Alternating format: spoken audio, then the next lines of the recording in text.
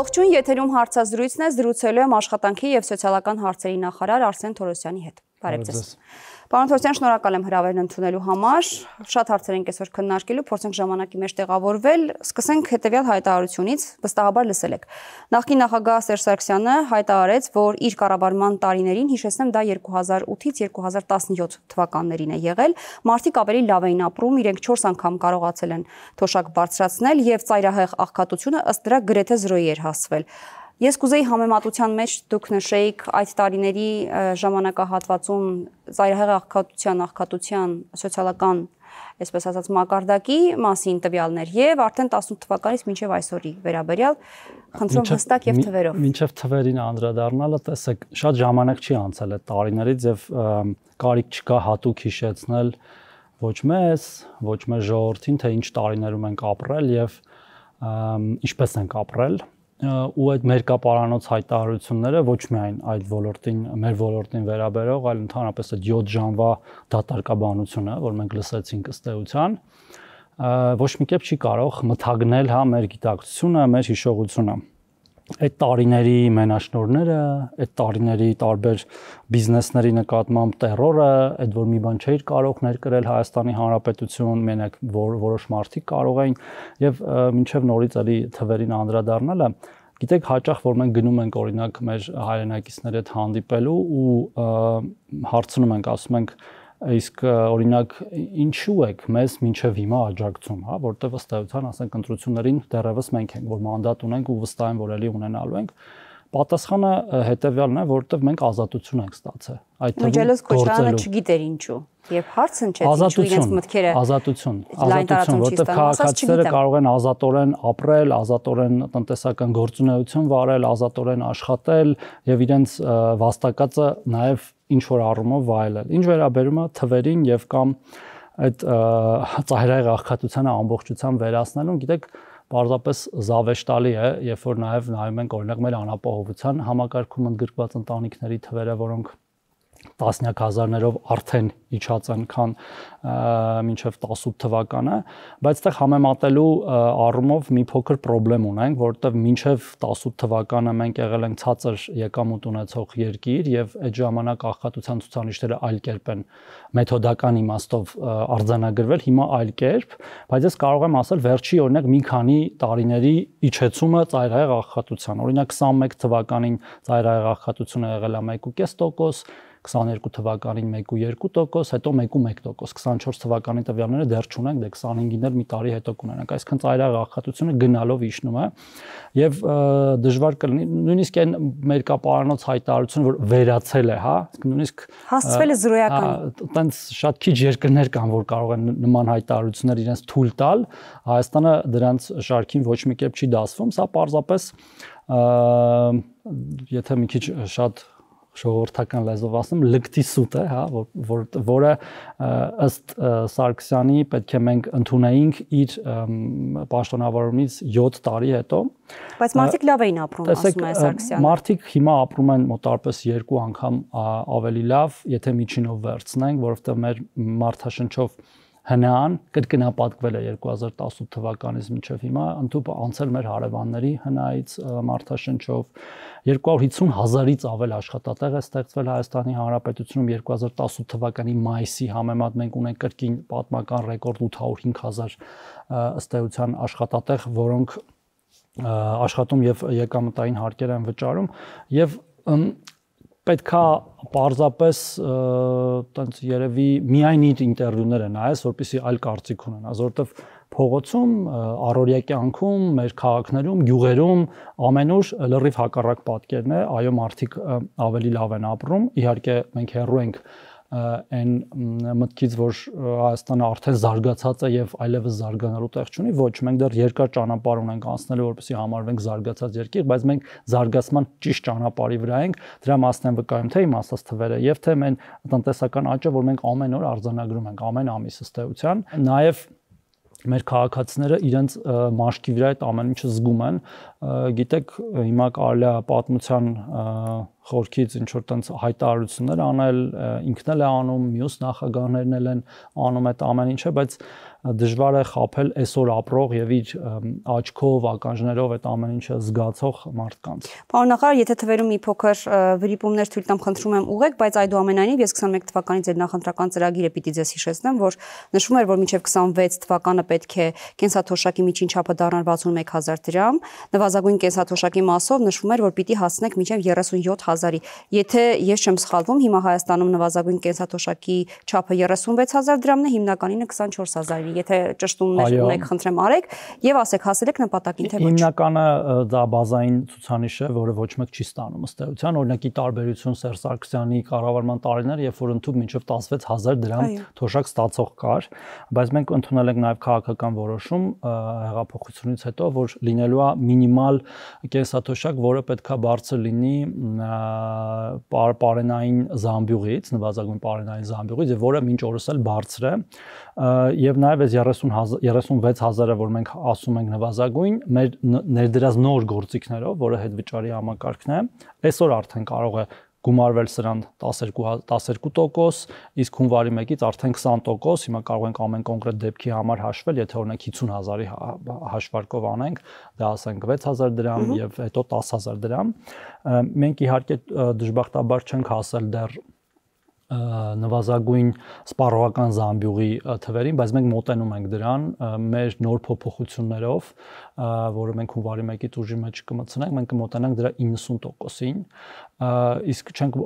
մոտեցել, որովհետև պետական բյուջեի ծախսերը բազմապիսին են եւ բազմա ոլորտն են եւ մենք ունեցել ենք նաեւ մարտահրավերներ 21 թվականից հետո, որոնցից մի քանիսը հիմա կնշեմ, օրինակ նույն Լեռնային Ղարաբաղից մեր հայրենակիցների բռնի տեղահանումը, որի վրա հարյուրավոր միլիարդներ են ծախսվել եւ մինչ օրս ծախսում են, եւ օրինակ նույն բնակապահովման ծրագիրը մոտավորապես 800 միլիարդ դրամի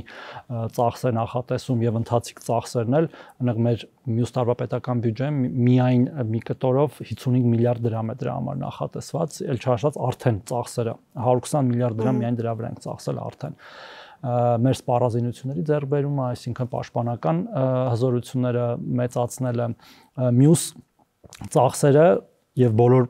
կառավարության բոլոր ծախսերը մեզ այո այս պահին դեռ թույլ չեն տվել 100%-ի հասնել, բայց մենք մոտեցել ենք դրան եւ մեր այսինքն հնարավոր տարբերակ չէր թոշակների ու նպաստների ուղակի բարձրացում, համատարած բարձրացում, ոնց որ ժամանակին ձեր ընդդիմադիր գործընկերներից մեկն էր առաջարկում, օրինակ 100,000 դարձրեք թոշակները։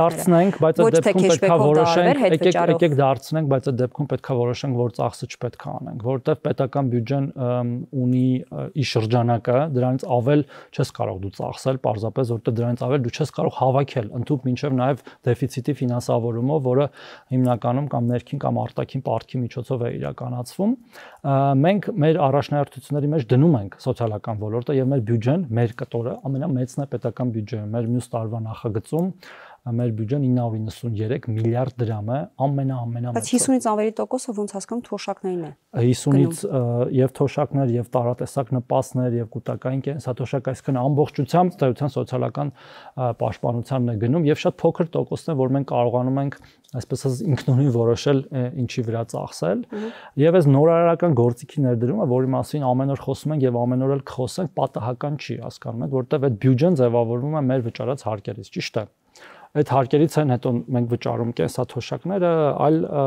վճարները, այլ բոլոր ծախսերը եւ մենք կարիք ունենք ստվերից դուրս բերելու տնտեսության, ինչի համար մենք խնդրում ենք մեր քաղաքացիներին իդեպ մյուս տարվանից խնդրել ենք բոլոր քաղաքացիներին, որտեղ նաև ունիվերսալ հետվճարի համակարգի աշխատելու այդ 2%-ի չափով, այո։ Մենք խնդրում ենք մեր քաղաքացիներին օգնել մեզ հավաքել հարկերը, որպեսզի իրենց հնարավոր լինի ավել վճարել։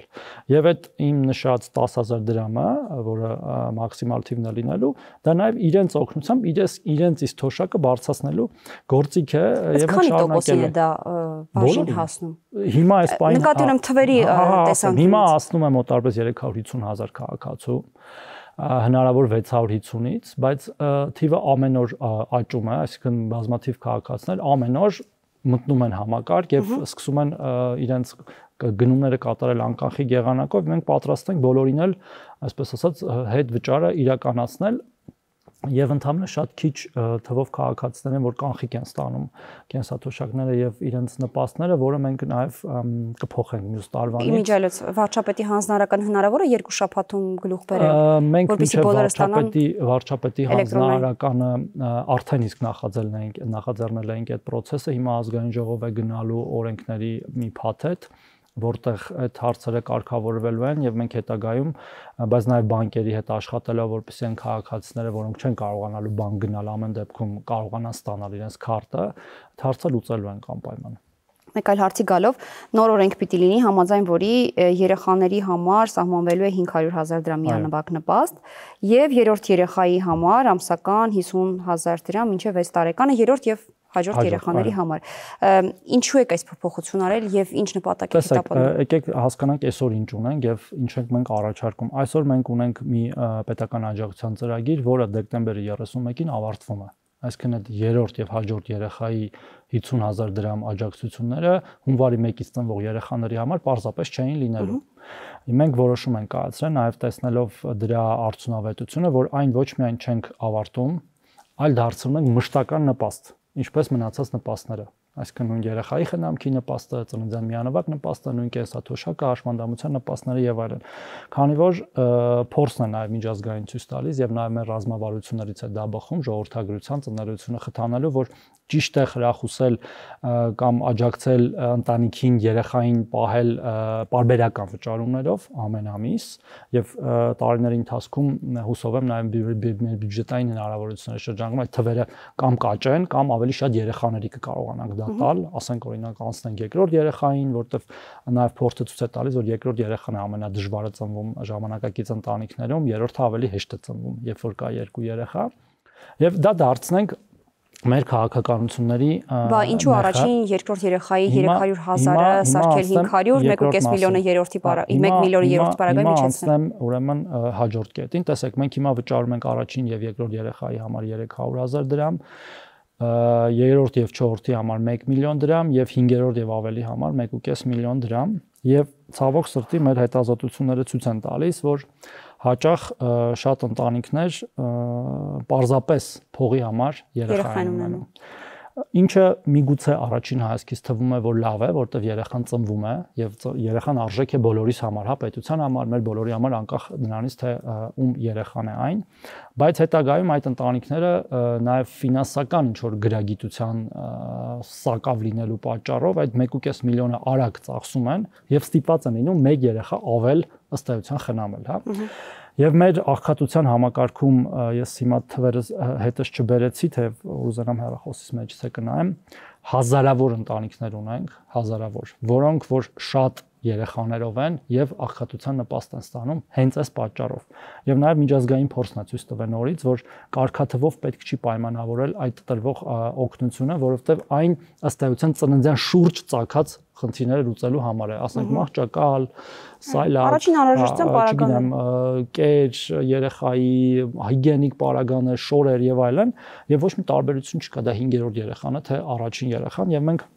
Նաև այն մյուս բանը իմ ահաշվի առնելով ասածը, որ երկրորդ երեխան էլ ամենադժվարն է ծնվում, որտեղ երբ որ առաջի երեխա են ունենում ժամանակակից ընտանիքները, կարծես թե համարում են, որ իրենց պարտքը կատարել են բնության առջև կամ, չգիտեմ, սերունդների առջև, բայց դա այդպես չէ, մեզ պետք է երկուսից ավել երեխաներ են պետք։ Առաջին եւ երկրորդի համար բարձրացնում ենք, դարձնում ենք 500,000 եւ մյուսների դեպքում էլ դարձնում ենք 500,000, բայց ուզում եմ հատուկ շեշտել, որ այս ծրագիրը, այս հավահարթեցումը ուժի մեջ է մտնել սեպտեմբերի 1-ից միայն, 26 թվականի սեպտեմբերի 1-ից, որպեսզի այսօր հղիության մեջ գտնվող անձանց վրա որևէ կերպ չտարածվի եւ որևէ մեկը իր սպասումները ըստ դրա չձևավորի։ Հա, չէ, հիասթափված չլինի իր սպասումներով, որտեղ միգուցե ինքը նաեւ դա հաշվի առնելով էր անում։ Իհարկե ծնելիությունը խթանող ծրագրերը միայն սրանցով չեն սահմանափակվում եւ նաեւ այլ ծրագրեր կան տներով ապահովման, հիպոթեկային գումարի սուբսիդավորման, մարզերում բնակարանների ձեռբերման, բայց մենք այդ ամեն ինչն էլ վերանայելու ենք, ինչ որ մի փուլում նաև կարող է անդրադառնանք երեխայի խնամքի նպաստների վերանայմանը դեպի էլի ավելի էֆեկտիվ այն դարձնելու, խոսքը մինչև 2 տարեկան դրվող նպաստներն են, նաև կապելով մայրիկի աշխատելու հետ, որտեղ մեզ նաև պետք է որ իհարկե պետք է որ երեխաները լավ խնամված լինեն, բայց նաև պետք է որ մայրիկները հնարավորինս շուտ վերադառնան աշխատաշուկա։ Լավ, այս մասով ամփոփենք զրույցը եւ անցնենք քաղաքական դրվագին, որովհետեւ դուք քաղաքական թիմի անդամ եք եւ բնականաբար կարիք կա նաեւ որպեսզի արձագանքեք քաղաքական դաշտում տեղի ունեցող իրադարձություններին, մասնավորապես Ռոբերտ Քոչարյանի եւ Սերժ Սարգսյանի հայտնի հարցազրույցներին, որի ժամանակ իրենք տարբեր թեմաներ էին բարձրացնում, առանցքային թեման 44-օրյա պատերազմն էր, ձեր բերած խաղաղության կամ չբերած խաղաղության օրակարգը, ո՞նց է գնահատում նրանց ակտիվությունը եւ հարցազրույցների բովանդակությունը, որն ի դեպ նորություն չէր։ Գիտեք, ես մի գրառում էի արել իմ Facebook-յան էջում, մինչև հիմա մտածում եմ դրա շուրջ, անկեղծ չեմ հասկանում այդ մրցավազքը Հայաստանի Հանրապետության դեմ սուտ մատնություն անելու, այդ մրցավազքը Հայաստանի Հանրապետության դիրքերը խարխրելու միջազգային հանրության առջև, այդ մրցավազքը Հայաստանին հանցագործ կարգելու, հա, որտեղ մենք ենք ամեն ինչում մեղավոր, պատերազմում ենք մենք մեղավոր ամեն ինչում, Ադրբեջանին արդարացնելու։ Իրենք ասում են դուք հրահրեցիք, նրանք սկսեցին։ Ադրբեջանին արդարացնելու եւ ոչ միայն Ադրբեջանին, այլև այն մեր դաշնակիցներին, որոնք պարտավոր էին առնվազն մեր սուվերեն տարածքի վրա հարձակման ժամանակ իրենց պայմանագրային պարտականությունները կատարելու։ Ես չեմ հասկանում անկեղծ ասած նրանց մոտիվները, որովհետև եթե նրանք կարծում են, որ այդ հարցազրույցներով օրինակ մեր ժողովրդի մոտ ավելի մեծ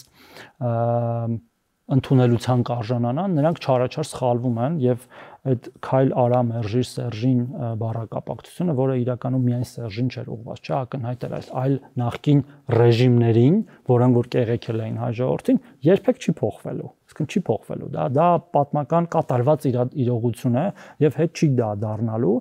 Ուրիշ բան, որ միգուցե նրանք ըստ էության փորձում են իրենց օտար երկրյա հովանավորների աչքին տենց լավ երևալ, միգուցե ինչ որ պատվեր են կատարում, որտեղ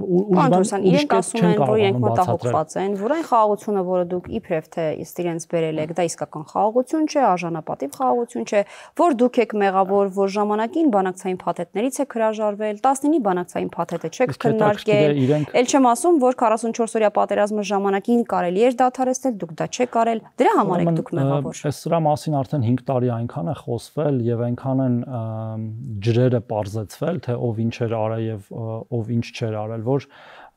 կարող ենք եւս մեկ անգամ անցնել դրա վրայով, օրինակ, երբ որ մենք ինչ որ բաներ մերժել ենք, հա, բանակցային փաթեթներից, բա իրանք երկուսով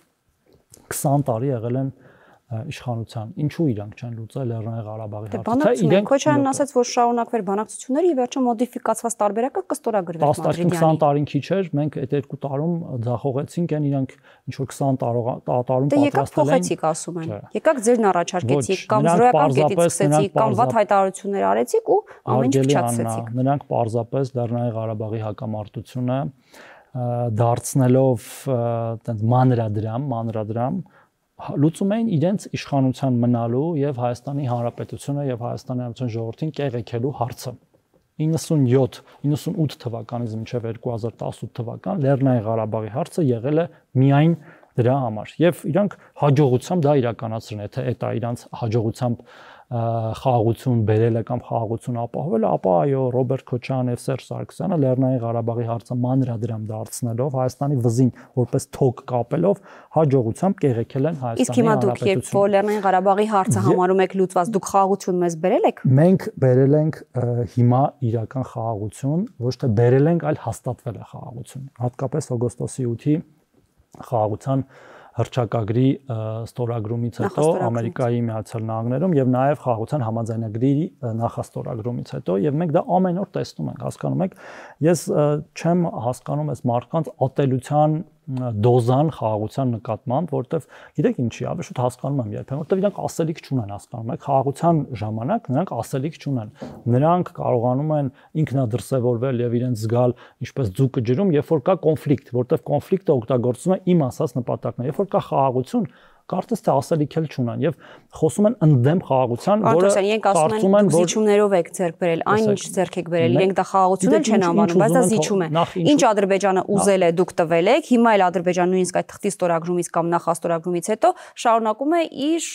պահանջատիրական կամ, գիտեմ, հռետորաբանությունը, նախապայմանները, որ մինչ այդ ունեցել է։ Հետաքրքրում իրանք ինչ են ասում, սկսենք դրանից։ Այդ իրենց 7 ժամանոց կամ 3 ժամանոց ինտերվյուները բացարձակ ոչ մեկին չեն հետաքրքրում, բացի իմ նշած երևի որոշ շրջանակներից, որոնք սովորաբար Հայաստանից դուրս են կամ իրենց աջակիցներն են փոքրաթիվ։ Եվ եթե իրանց ասելիքը այդպես կարևոր լիներ, իրանք մինչև հիմա իշխանության կլինեին, հավատացեք։ Կամ Սերժ Սարգսյանը կամ հետո Ռոբերտ Քոչարյանը իր սատելիտներով։ Ինչ վերաբերում է զիջումներին, այսինքն այդ մարդիկ չեն ճանաչում Հայաստանի Հանրապետության տարածքային ամբողջականությունը, մենք ճանաչում ենք Հայաստանի Հանրապետության տարածքային ամբողջականությունը եւ մեր հարևանների տարածքային ամբողջականությունը։ Այն օրն էլ այդ վերջի հարցազրույցում նույնիսկ Հայաստանի տարածքը մակերեսը չգիտեր, տենց կամահրանքով ասում էր 29000 չգիտեմ ինչ։ Դե որ դու քիչ էր գնայիր բան անեիր, չգիտեմ, գրավեիր ու պահեիր այդ ամեն ինչը ունակ լինեիր։ Իսկ ոչինչ, որ այդ Ադրբեջանի զինումը եւ մերձեցումը նույն մեր դաշնակցի հետ հենց սկսվել է իր պաշտոնավարման տարիների վերջում մոտավորապես եւ ինտենսիվորեն շարունակվել է նույն Սերժ Սարգսյանի։ Լավ, ինչքան կարելի է այտենց բան լինել, էլի անբարո լինել, նուրբ ասած, որպեսզի օրինակ նույն Ադրբեջանին Ռուսաստանի կողմից զինելը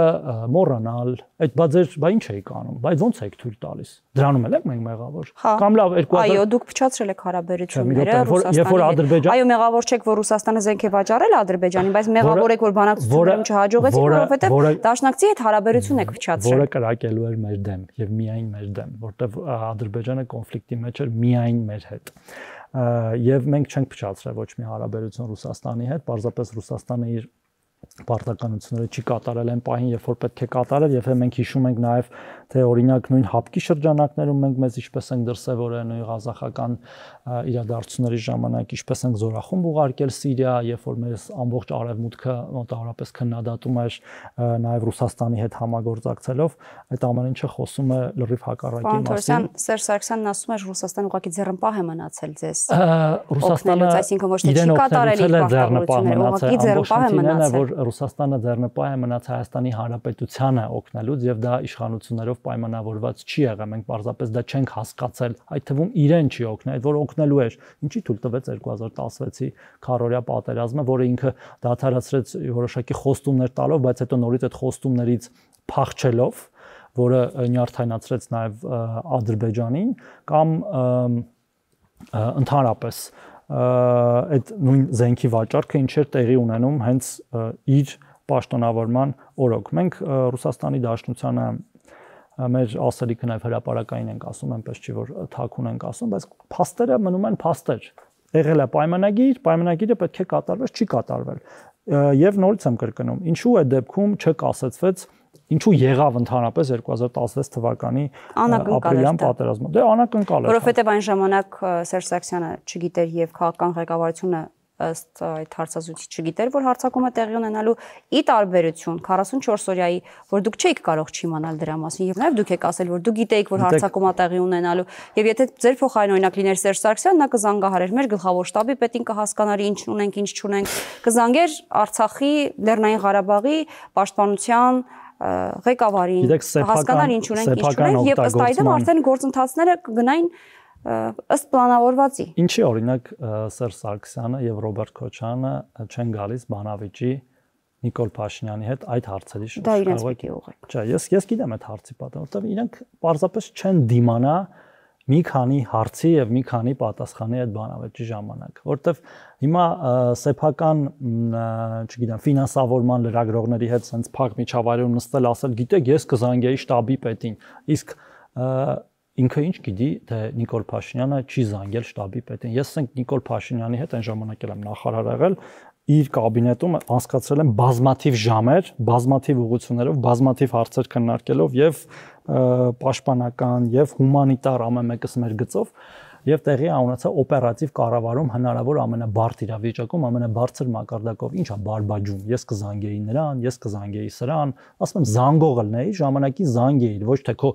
մանկլավիկների գրպանները լցնեիր Ղարաբաղի հարցը արծարծելով, որ բանա, խելոք մնացեք թե չէ։ Եկեք ամեն դեպքում զերծ մնանք եթերի ժամանակ վիրավորանքներ հնչեցնելուց եւ մի հարցով անդրադառնանք այդ հարցազրույցներին ու ավարտենք մեր զրույցը։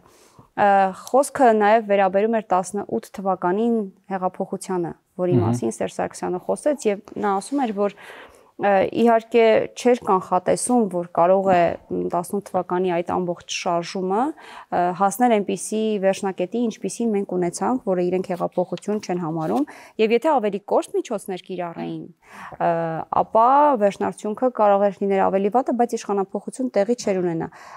Այս մասով այս դեպքերի վերաբերյալ ինչ գնահատական ունեք։ Որտեղ Սերժ Սարգսյանը վաղուց իմիջիայլոց մի մեջբերում էլ անեմ, սրանն գնահատական տվեք։ Սերժ Սարգսյանը ասում էր, ես որ չեմ ասել հավակնելու եմ 3-րդ ժամկետի,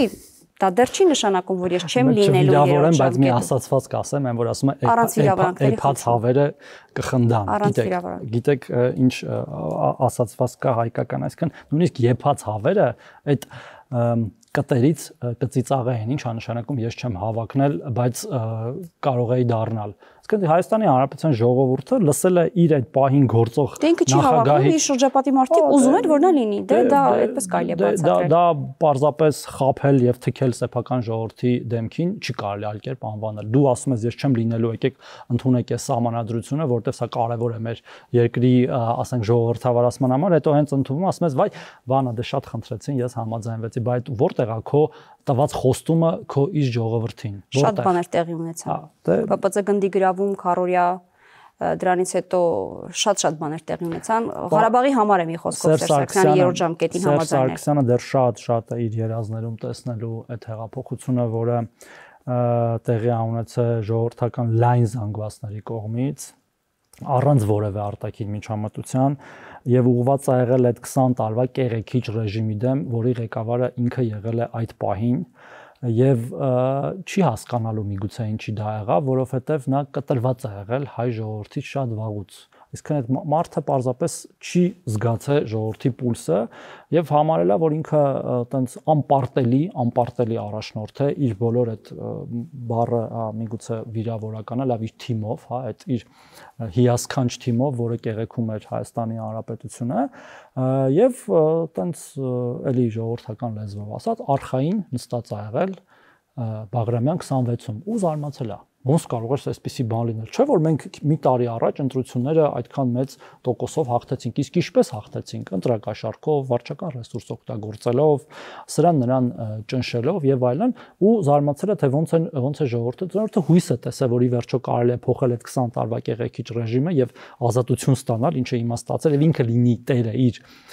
երկրի եւ դուրս է եկել փողոց ինչ կա տեղ չհասկանալու։ Իհարկե, այդ տիպի մարդկանց համար դրանք խորթ են, որտեվ իրենք ուզում են, որ իշխանությունը ձևավորվի միայն իրենց ցանկությամբ, իրենք որոշեն, որ համայնքում, որ համայնքապետն լինելու, իրենք որոշեն, որ կուսակցությունը քանի տոկոս ձայն է ստանալու։ Բազմիցս լսել ենք իր հայտնի կլիենտների մասին, ինչքան ուզենք, ինչքան կխփենքի մասին։ Հիմա ես նորից չեմ ուզում այդ ամեն ինչը հիշեցնել։ Դա այդ մարդկանց բնութագին է եւ ես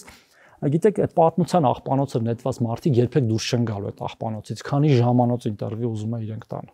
Շնորհակալ եմ զրույցի համար։ Զրուցակիցս աշխատանքի եւ սոցիալական հարցերի նախարար Արսեն Թորոսյանն էր, կհանդիպենք։